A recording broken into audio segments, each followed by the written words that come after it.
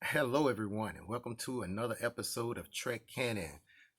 We're going to be doing a review today, people. We're going to be doing a review of Season 2, Episode 10, Lord Dex, Episode First Contact. I know it's going to be a little distracting unless I explain why I got my look on, how I'm looking. But I was on my way to a 70s shindig birthday party that a friend of mine was having. I figured I would go and kill two birds at one stone. While I am waiting for the time to actually kick in, I figured I'd do the video, do the review. Like I said, I just got through watching the episode. It's the season finale, and let's just get. I took notes, man. I took notes because you see this big old Kool-Aid grin I got on my face. We finna talk about this. We are about to talk about this. So right off the bat, man, great, great season. Great season two of Lord Dex. Great season two. Now, in this particular episode, we come across an old familiar character from the episode what was it? True Q, I believe it was, uh, where we first meet up with the Borg and everything like that. She was a young incident engineering, ended up turning and hitting Captain Picard with the coffee and everything like that. It's nice to meet back up with old familiar people, and I really didn't put two and two together until she made that reference to how she had basically kind of embarrassed herself with more influential captains and stuff like that. So I was like, oh yeah, that is her, man. Great. So what's going on in this episode is that she is the captain of this really beautiful starship. It looks kind of like a mix between a Excelsior and a Sovereign class. It's a really beautiful design. And I'm gonna have to say kudos to the person who's been doing the animation and or CG or mix thereof, and especially the last two episodes. This one, the one before this one, episode 9, and this one here. Beautiful artwork, beautiful. So the design of this ship was just awesome. So basically, she's on a first contact mission, and they want the Cerritos crew to kind of assist them in that, right? So uh, shenanigans happen, and I forget. Look, spoilers. There's gonna be spoilers in this. So again, y'all know how I roll. Stop the video, pause the video, watch the episode. Come on back. Come on back to class. So, anywho, what ends up happening is that the ship that I forget the name of it, man, but the ship that the captain is on gets damaged by this asteroid storm. Okay, it knocks out. It basically mimics the EMP, knocks out everything on the ship. Now, through it all, you have this basically conflict that's going on because Mariner finds out through eavesdropping that her mom was going to be getting promoted to a new ship, and they're not going to be bringing the Cerritos crew. Okay, so Mariner takes it upon herself to inform Ransom, the chief of security, and the chief of engineering that this is happening, and they kind of take it, personal, especially when they find out that, especially like when Ransom found out he's not coming along.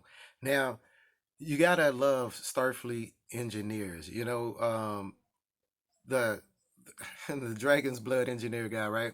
And he's kind of grown on me. They haven't, they had that one episode where they focused on him, with his magical, how they name everything, got the magic and everything like that. And he can, I start kind of warm up to the guy. And this, he kind of went off, man. You don't interrupt, you don't insult an engineer's ship in the presence of the engineer. Just like, and it's cool because I think they did a little pay homage to that time in episode, what was it, the Trouble with Tribbles from the original series, where Scotty and them was sitting inside that bar, and the Klingons was talking all that smack about Kirk and all this stuff about the crew and all this stuff. And Scotty was like, "Hey, like, don't let them get under your skin, man. Hey, chill." But as soon as they called the Enterprise something Rust Bucket or something like that, that's when they all was standing in line in front of Kirk. So don't insult an engineer with his ship, man. So basically, you also have this situation where Rutherford's eyepiece is displaying all these error messages, and it's due to him being scared to delete the memories that he had with Tindy because of what happened after he was brought back. So what he did was basically make triplicates of each memory that he has with his homegirl Tindy, which I thought was pretty, pretty nice and endearing, because first of all, Ruth has always been my guy. So he's been getting these error messages. So, and it's been interfering with his sight. Now, speaking of Tindy, she ends up witnessing Dr. Tayon remove her name from the medical staff board, and she gets real worried about this, thinking that she's finna get transferred. All right, now what's going on is, and jumping ahead of myself, what's going on is that she Dr. Ta'an believes that Tindy is basically overqualified for what she's doing, and she wants to promote her, to the bridge. And it was real smooth how she was like, "Oh man, like Jadzia Dax," and and Dr. Tayon was like, "Who the beep beep beep beep beep?" No, I'm talking about like Spock. And so, look, remember I told you guys a while back that Dr. Tayon, she's all right with me. She remind me of like a real pissed off Bones, right? You know, in this episode, it clicked with me. It clicked with me. Let me tell you what clicked with me. Dr. Tayan is a cat. Anybody who has been the owner of a cat, knows that cats are always in bad moods. They're always moody. But it was, so that explains a lot of her personality as well. She's a feline, man. She's always agitated. So, but it was cool how Tindy ends up giving her a hug, and Dr. Tayan purred. Oh, that was sweet. So we almost got a chance to see the captain's yacht, and the only other time that I remember them almost about to do something with the captain's yacht was on the Enterprise D in the Next Generation, but we didn't get to see it in there either. So um, I would have liked to have seen that, but the route that they went, I was not disappointed in the least. Okay, so they had that trope where every time Worf suggests something, they always shoot him down, say no, and all that kind of stuff. The chief of security had suggested something, and they gave him that same treatment. So I thought that was smooth. Now, um, Mariner's mom described Mariner as having, well, she described herself as being like Kirk, a free spirit. Now, it's two ways of looking at Kirk. And just like the captain had said, Kirk was not a free spirit. Kirk was, real disciplined. All right. But that discipline can translate over into being a free spirit, because with that discipline, you got your ducks in a row so well that um, you have time to seem like you're a free spirit to, be loose. But Kirk was never really a free spirit, just because he broke rules and everything based on his interpretation of morality and ethics doesn't make him a free spirit. So um, I love that they included the various other Star Trek uniforms in this. The Deep Space Nine was Next Generation uniforms, everything like that. The space station uniforms, because that's how it's always been. Not, and I don't know if you guys had got a chance to go back through some of my prior videos, but back in the original series, even this insignia, the one that you guys know of as the Starfleet insignia, was only for the Enterprise. Every other ship had a different insignia, and because of the efforts of Captain Kirk and his valiant crew, Starfleet adopted Captain Kirk's ship insignia throughout Starfleet. Now, her speech, the captain's speech was great. Look, let me tell you something. Star Trek has been getting so ingrained in the explosions and the pow pows and the pew pews and everything like that. And it was so refreshing that they decided to focus on a scientific mission in a scientific way, the way Starfleet and Star Trek would handle a problem. You know what I mean? The way that they did it wasn't just mindless, action or mindless things like that. It was, oh, excuse me for a second. It was well thought out decisions, talking to the crew, and that brings us to, I didn't know that they had an instant Darwin. Darwin, man, look, an instant Darwin. Look. Some of you guys may not know who Darwin is, but Darwin is a dolphin from the series Sequest DSV, and they had not only Darwin but one of Darwin's homies for this episode, and I'm wondering if they put them there to pay homage to Sequest DSV, which I really think should get a remake. Now, they also included the trope of that's always in science fiction where you got that crazy design that you got to go through all this weird stuff to get through that would nobody put on a ship that they addressed in Galaxy Quest, but you had to include that, man. So that was real nice. Now, the way that they decided to get through this asteroid field, all right, the way that they were doing it was really reminiscent of the episode Booby Trap from the Next Generation. How they got out that trap. Now,